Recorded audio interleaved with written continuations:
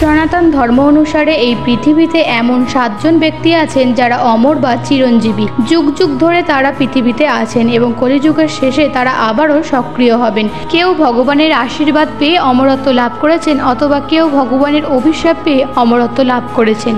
আসলে এই 7 জন আসলে কে, চলুন জেনে নিই। 1 নম্বর হলেন দ্রোণাচার্য ও কৃপির পুত্র অশ্বত্থামা, যিনি মহাভারতের অন্যতম গুরুত্বপূর্ণ একটি চরিত্র। কুরুক্ষেত্রের যুদ্ধের পর তিনি পাণ্ডবদের শিবিরে ঘুমন্ত অবস্থায় পাণ্ডবদের 5 পুত্রকে হত্যা করেন এবং অভিমন্যুর স্ত্রী উত্তরার গর্ভে থাকা সন্তানের ওপর ব্রহ্মাস্ত্র প্রয়োগ করেন।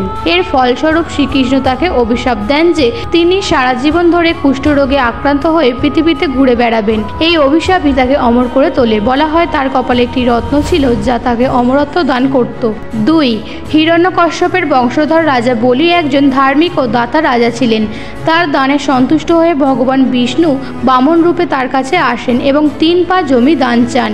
বামন রূপী বিষ্ণু প্রথম 2 পায়ে পৃথিবী ও স্বর্গ মর্ত্য অধিকার করেন এবং তৃতীয় পা রাখার জন্য জায়গা চাইলে বলি নিজের মাথা এগিয়ে দেন। তার এই দানে সন্তুষ্ট হয়ে বিষ্ণু তাকে অমরত্ব দান করেন এবং পাতালপুরীর রাজা করেন। 3.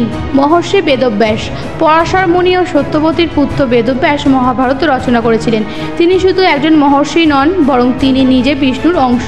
বেদব্যাস জন্মগতভাবেই অমরত্ব লাভ করেন। তিনি 4 বেদকে সুবিন্যস্ত করেন এবং মহাভারত, শ্রীমদ্ ভগবদ গীতা ও 18টি পুরাণ রচনা করেন। 4 নম্বর হলেন হনুমান। হনুমান হলেন ভগবান শিবের অবতার এবং ভগবান রামের পরম ভক্ত। রাম রাবণের যুদ্ধের সময় তিনি রামকে তার সীতা উদ্ধার করতে সাহায্য করেন। তার ভক্তি ও সেবায় সন্তুষ্ট হয়ে রাম তাকে অমরত্ব দান করেন। 5 নম্বর হলেন বিভীষণ। লঙ্কার রাজা রাবণের ছোট ভাই হলেন বিভীষণ। তিনি ছিলেন ধার্মিক ও সত্যনিষ্ঠ। তিনি রামকে সমর্থন করেন এবং রাবণের বিরুদ্ধে যুদ্ধ করেন। এর পুরস্কার স্বরূপ রাম তাকে লঙ্কার রাজা করেন এবং অমরত্ব দান করেন। 6 নম্বর হলেন কৃপাচার্য। মহর্ষি সরদান ও জনপদীর পুত্র কৃপাচার্য জন্মগতভাবে অমরত্ব লাভ করেন। তিনি কৌরব ও পাণ্ডবদের গুরু ছিলেন। বলা হয় তার কাছে এক মহা জাদুকরী তরবারি ছিল যা তাকে অমরত্ব দেয়। এবং সর্বশেষ 7 নম্বর হলেন ভগবান বিষ্ণুর 6ষ্ঠ অবতার পরশুরাম। তিনি ব্রাহ্মণ ও ক্ষত্রিয়ের মধ্যে এক অদ্ভুত সংমিশ্রণ।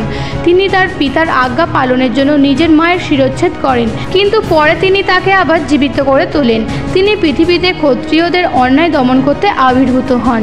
এই 7 জন চিরঞ্জীবী তাদের কর্মের ফলস্বরূপ অমরত্ব লাভ করেছেন এবং তারা যুগ যুগ ধরে পৃথিবীতে থেকেছেন। তাদের মূল উদ্দেশ্য হলো ধর্মকে রক্ষা করা। কলিযুগের শেষে তারা আবারও সক্রিয় হয়ে ভগবান বিষ্ণুর 10ম অবতার কল্কিকে ধর্ম সংস্থাপনে সাহায্য করবেন এবং অধর্মের বিনাশ করবেন। এমন গুরুত্বপূর্ণ তথ্য জানতে অবশ্যই আমার চ্যানেলটিকে সাবস্ক্রাইব করে রাখবেন। আর ভিডিওটা ভালো লাগলে লাইক শেয়ার করতে ভুলবেন না। আর কমেন্ট বক্সে অবশ্যই হরে কৃষ্ণ লিখবেন।